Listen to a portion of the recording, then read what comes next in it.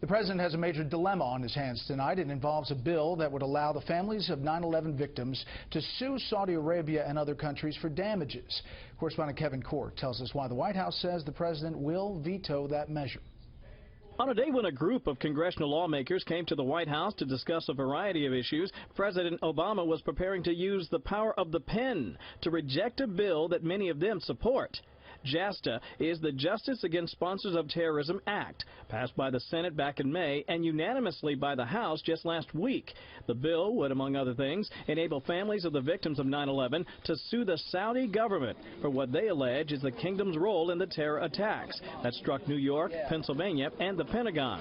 But the White House has made no secret of the fact that the president intends to veto it when it reaches his desk, despite the fact that he faces an almost certain veto override if he does. That would be his first in office. Our concern is not limited to the impact it could have on our relationship with one country, but rather it could have an impact on our relationship with every country around the world in a way that has negative consequences for the United States, for our national security, and for our men and women in uniform. The White House's hardline stance is in stark contrast to the emotional letter written to the president by the victims' families, published in the New York Daily News, asking for a justice their advocates say JASTA could provide. This legislation does not allow for litigation in the context of acts of war.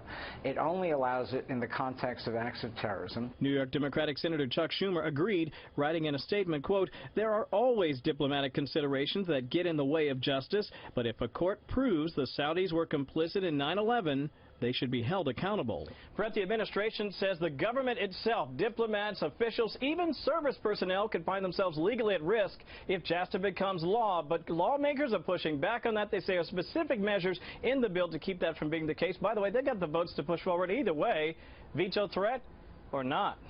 Brett? We will follow this one. Kevin Corke live on the North Lawn. Kevin, thank you.